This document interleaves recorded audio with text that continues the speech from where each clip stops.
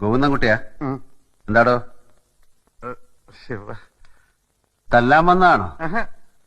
ഞാനൊരു 2 എണ്ണം കീറിപ്പോയല്ലോടോ. അതുകൊണ്ട് പ്രശ്നം തനിക്കാ. എനിക്ക് വിഷം ഉള്ളിൽ ചെന്നാലേ പിന്നെ കണ്ണ് കാണില്ല. അടി പടപടപടാന്ന് നടക്കും. എന്താ വല്ലതും തോന്നണ്ടാ? തമ്പുരാൻ മാപ്പാക്കണം. കൊളപ്പള്ളിയുടെ ആളെന്നുള്ള അഹങ്കാരത്തില് ഗോവിന്ദൻകുട്ടി എന്തോ ബുദ്ധിമോശം കാട്ടി. ഇനി ഉണ്ടാവില്ല. ഗോവിന്ദൻകുട്ടി തമ്പുരാന്റെ കൂടെ ഉണ്ടിനി. തമ്പുരാൻ പോന്ന് പറയണവരെ എന്നെ കൈവിടരുതേ. എടോ, ഞാൻ തന്റെ അപ്പൻ തമ്പുരാനെ പോലെ ചട്ടമ്പി രാജാവൊന്നുമല്ല. അതുകൊണ്ട് എനിക്ക് അംഗരക്ഷകന്മാരും വേണ്ട. വേണ്ട തമ്പുരാൻ, ഒരു ബാല്യക്കാരനായിട്ട് കൂട്ടിയാൽ മതി. ഞങ്ങൾ കണിമംഗലത്തുകാർക്ക് ഇനി ഒരാളായല്ലോ.